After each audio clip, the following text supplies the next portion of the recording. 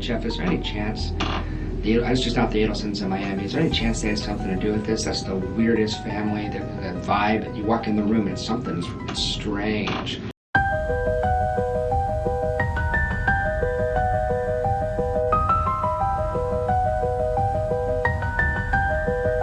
One thing Dan may not have fully realized when he married Wendi is when you marry an Adelson, you're marrying all the Adelsons.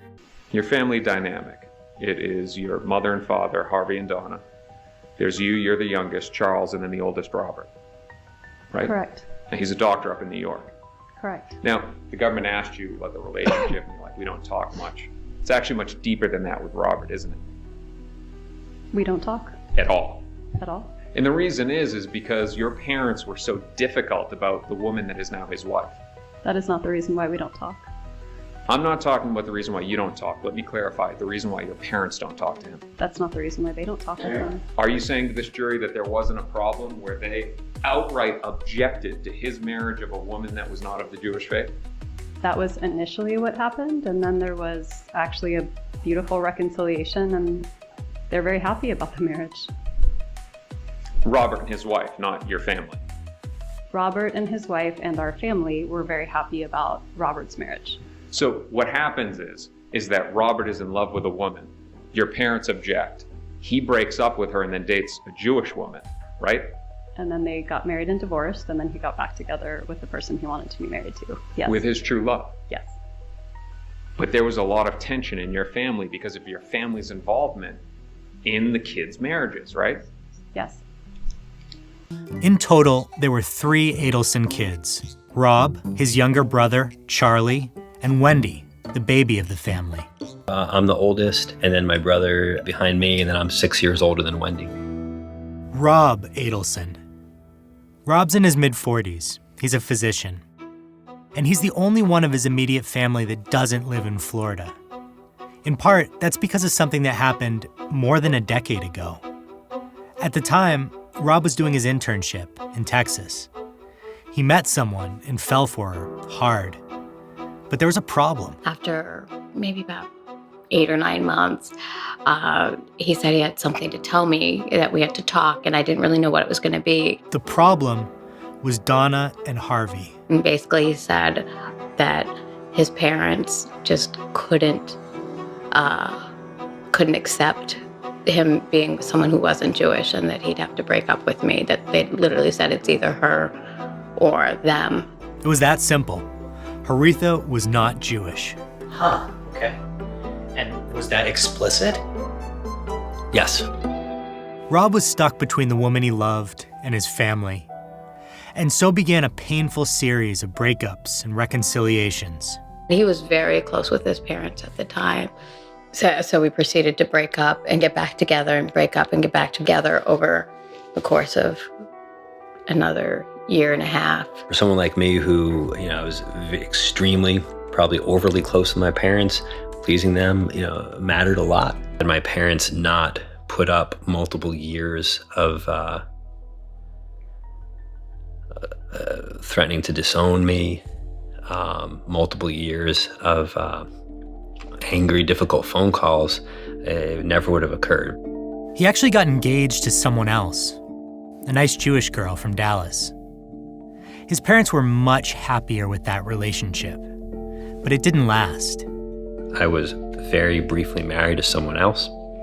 I feel terrible for all the pain it caused anyone involved. There was a rapid, I believe, annulment. Haritha took him back, and they got married. And Donna and Harvey, well, they were at the wedding. They came around and told Rob, we've decided that it would be okay for you to be with her.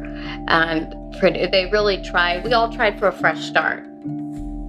But he's like an outside he's not really a part of the core family. They don't have a relationship, basically. Okay. And the impression is he's a guy who wants nothing to do with his family. There's something that happened in that house, and he wants nothing to do with it. Okay. Something very weird about this family. There's some emails between us where when he visits the house, he doesn't even talk to the parents. There's just some sick dynamics.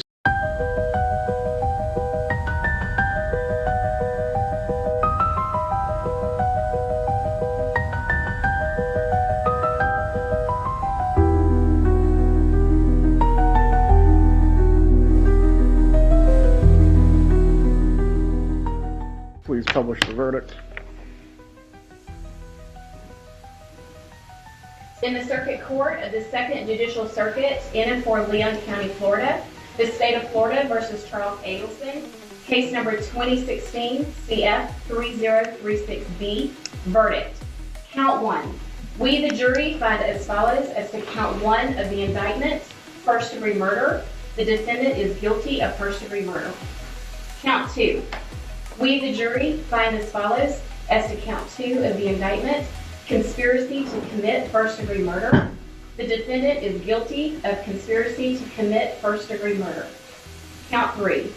We, the jury, find as follows as to count 3 of the indictment, solicitation to commit first-degree murder. The defendant is guilty of solicitation to commit first-degree murder. So say we all this 6th day of November, 2023. But it's like my worst fucking nightmare, to be honest with you.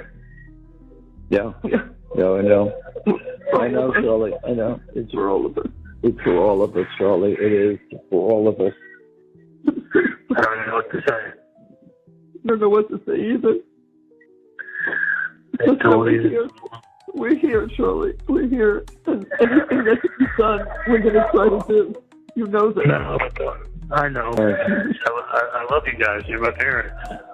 I know. I love you, Charlie. Yeah. Listen, we are obviously not going anywhere. So anytime today you just feel like picking up the phone, call me. We're not involved in anything but you, okay?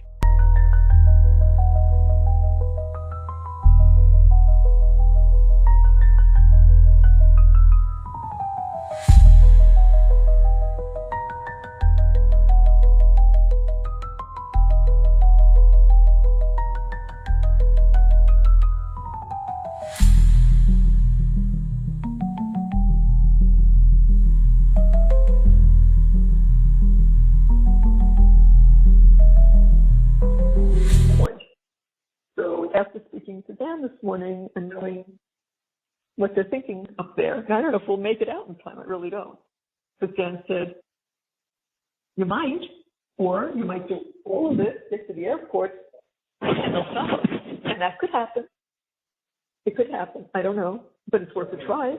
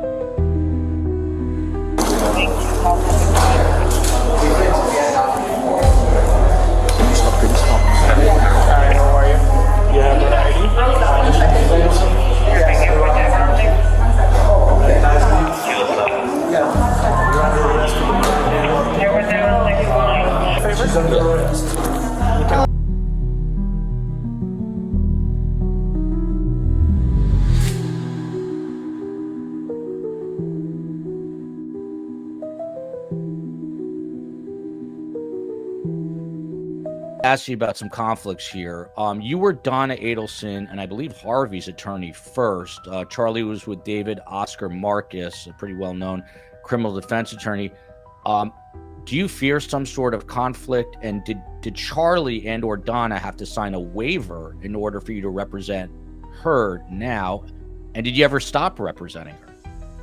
So let me kind of take things in turn, if you don't mind. That was a lot of questions. Yeah. So I did originally represent Harvey and Donna in a joint representation for years. When Charlie was arrested, that representation changed, and there was a conflict, and it was a waivable conflict that was waived by all parties. Okay. At that point in time, I represented Charlie Adelson and did not represent Donna or Harvey Adelson. Donna and Harvey Adelson at that point in time got their own lawyer. Okay. Now, you asked whether there's a conflict now, and the answer is yes. There is a conflict. It is a waivable conflict. So with ethics lawyers and waivers by all the relevant parties, that conflict has been waived. And as a result, I now no longer represent Charlie Adelson or Harvey Adelson, but only represent Donna Adelson. So just to be clear, when you say, were you fearful that there was a conflict? There is a conflict. It just happens to be a waivable conflict that has been waived by everyone. So Harvey, Donna, Charlie all had to sign something agreeing to allow you to be Donna's attorney solely. Correct. And they had to do so. The most prudent way to do it is with an independent counsel advising them, so that I'm not part of that decision-making process. Okay. But there is a conflict. It just happens to be a waivable conflict.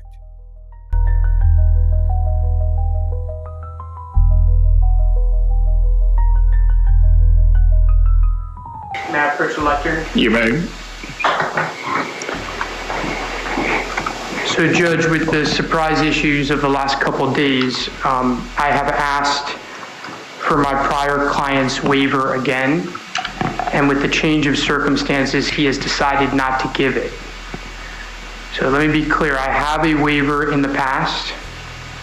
It's from December 12th, December 13th, and an independent lawyer spoke to him as well, although did not get a signature on the waiver.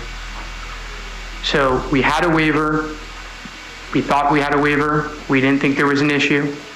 But given the events of the last 2 days, I approached appellate counsel to get a new waiver. Thought that was the right thing to do, obviously, and the cleanest thing to do. And I am not able to obtain that waiver at this point. So as a result, I need to withdraw from the case. Very well. Does the state wish to be heard concerning the withdrawal of counsel? I don't think I have anything appropriate to say on the matter, Judge.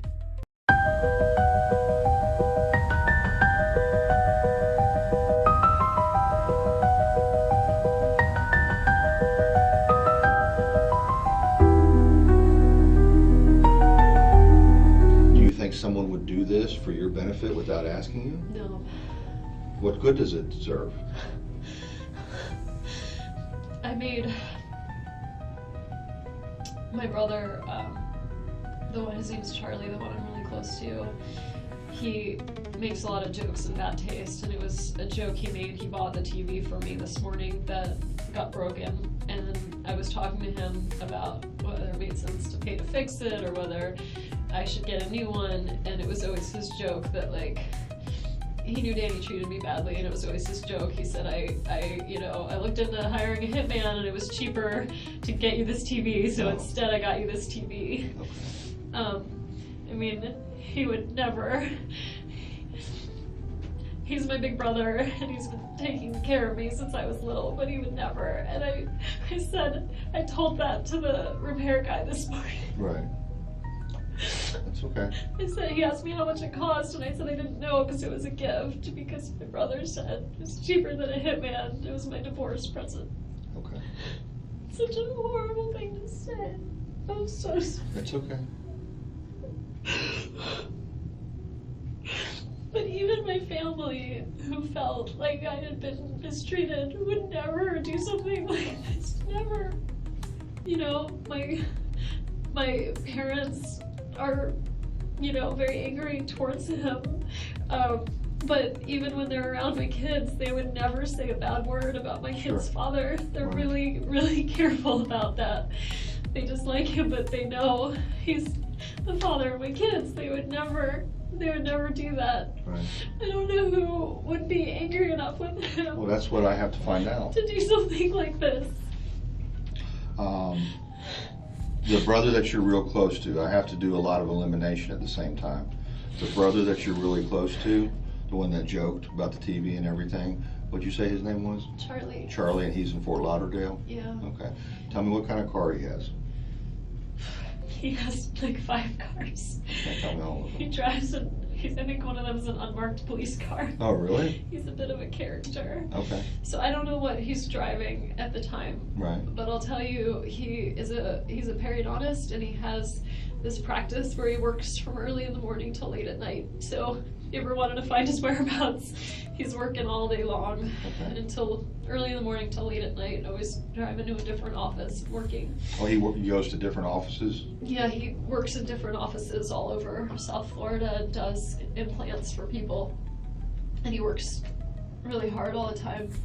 He has a girlfriend, so he's pretty much accounted for all the time. Charlie, is that his first name? Charlie's his first name. Not Charles? I think Charles is his legal name. No one calls him that. What's his last name? Adelson. What's his middle? J-A-Y. Same spelling, Adelson. Yeah. Okay. Oh my god. What? What? Oh my gosh. What? I can't believe this is happening. Okay.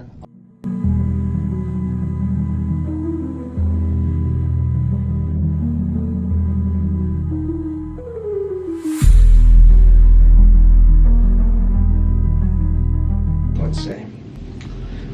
I think it's probably I think it's closer to July, between June 20th and July 14th.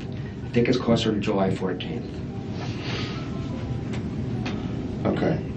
She says, you know, Charlie. Charlie did actually look into having him killed last summer. Last summer. And he was told it would cost $15,000.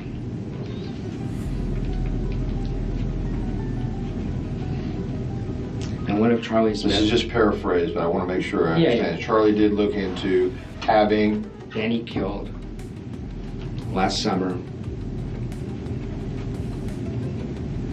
It would cost about $15,000, and that's not exactly word for word, but that's pretty close to what she said.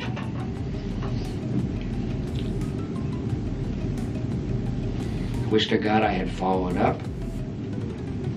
But how do you respond to that? What do you say? What did you say? I changed the subject to us. I was interested in working our relationship out. Did she ever bring that up again? No. Never again. But what worries me is that the speech pattern, I'm not trying to play FBI profiler here, but it's kind of similar to when she would say, you know, Daniel Sack and I had coffee yesterday. Well, that means her and Daniel Sack had sex all day. That's what that means. That's how she lies. So the fact that she would leak a little bit of it out scares me. Which is kind of like, I told you half a truth instead of half a lie. That's how she lies. That's exactly. I'm sure you've done that a lot in your life. So it doesn't have the impulse control just to say nothing in high stress situations, but it gives you this half-assed version. Yeah. So I would make some effort to respond after this call. If you would do that, I could sit here with you and say, would you do that? But I can't because I was done. So do you tell her that I could tell George? No, I don't get it. I don't know how to get in touch with her. So I said, let me ask George. So I said, George, I can't get in touch with her. Bondage told me my lawyer to call her lawyer if it's about the case. And I wrote back, it's not about the case. I have been said, sure. Sure. Yeah.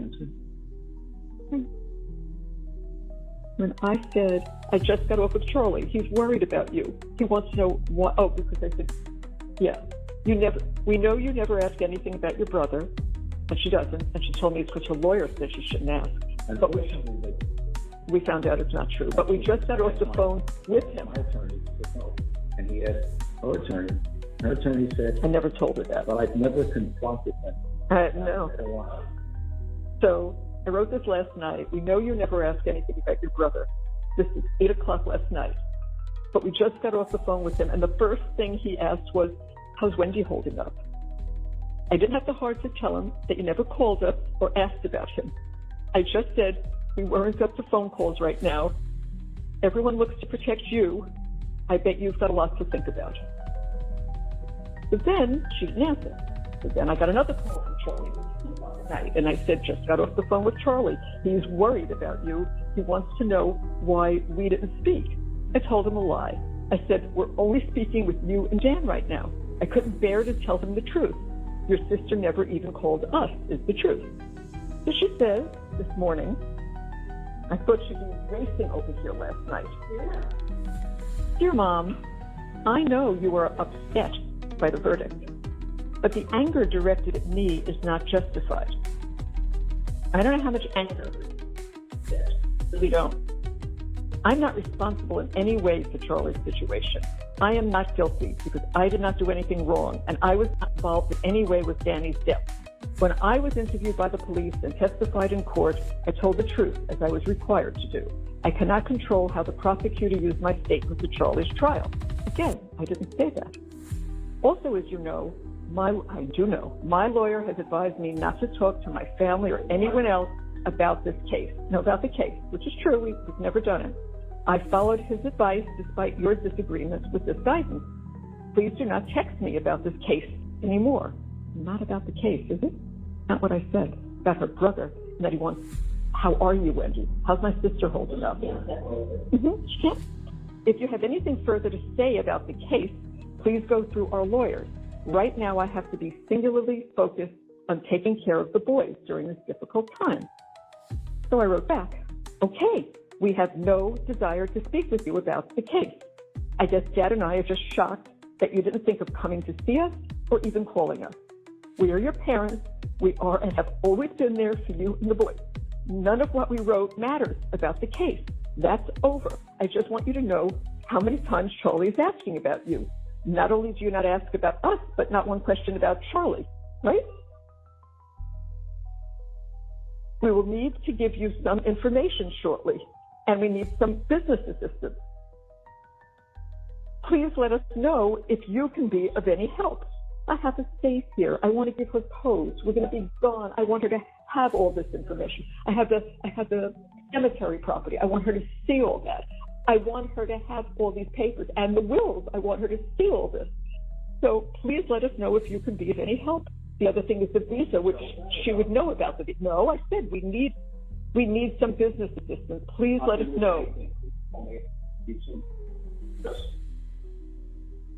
If not, we'll try to find someone who can help us. This needs an immediate reply so I can start asking other people to help.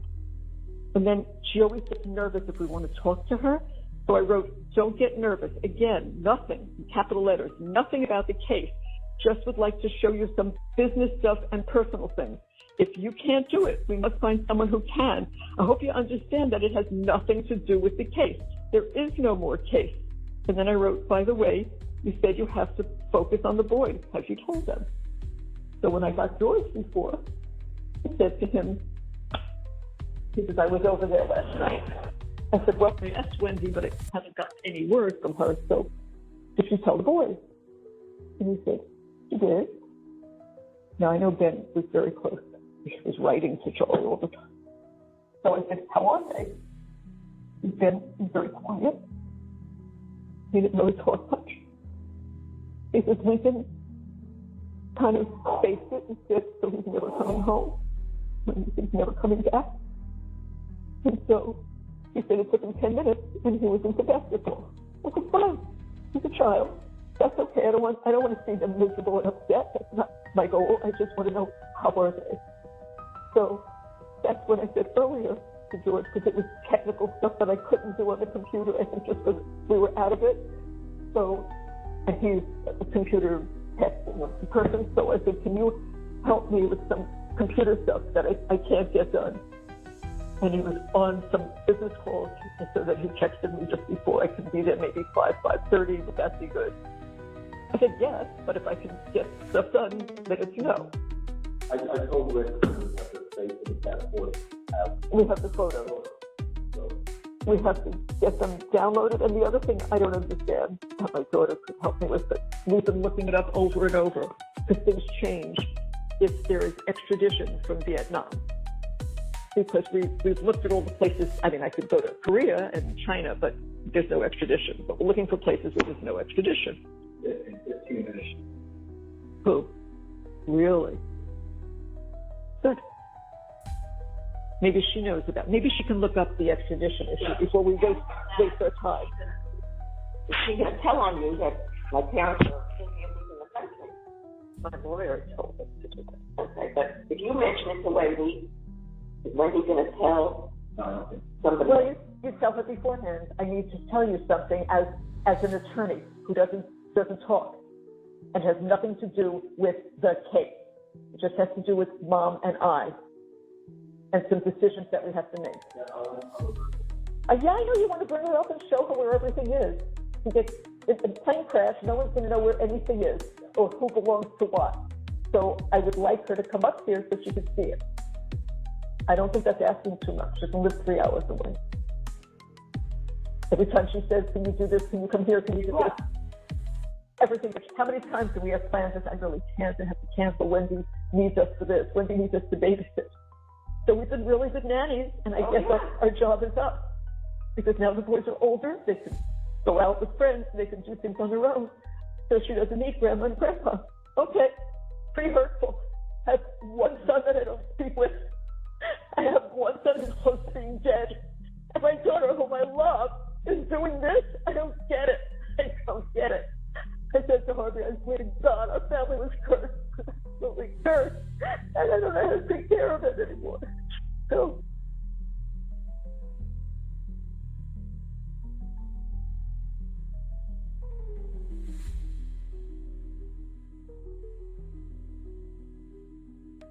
The way they point fingers at everything, they're just throwing everything in the pot of soup.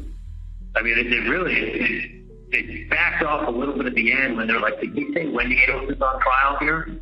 No, but the same evidence against Wendi is the same evidence against me. Like, that's right. She was showing up in his house that morning. Like, okay, well, if Wendy's not on trial, you're saying, like, she either had knowledge, and that's why she went to the house, or she had no knowledge and was going to the same liquor store she always went to. Then the other thing that's unshakable is what Kappelman said. She just couldn't help herself. She had to drive to the scene of the crime, out of her way on the liquor store. The 3 liquor stores closer, and shows up an hour after everything was done. And shows up an hour after everything was done.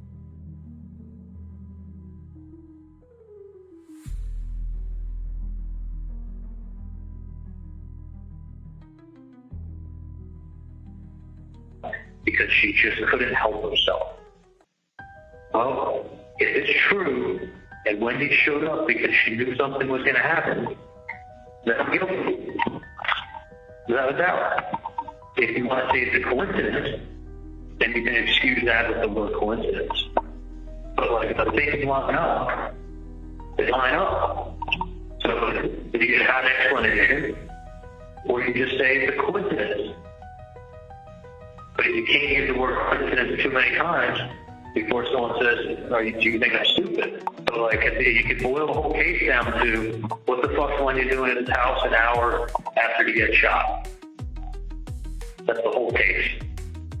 If it's a coincidence, I could be innocent.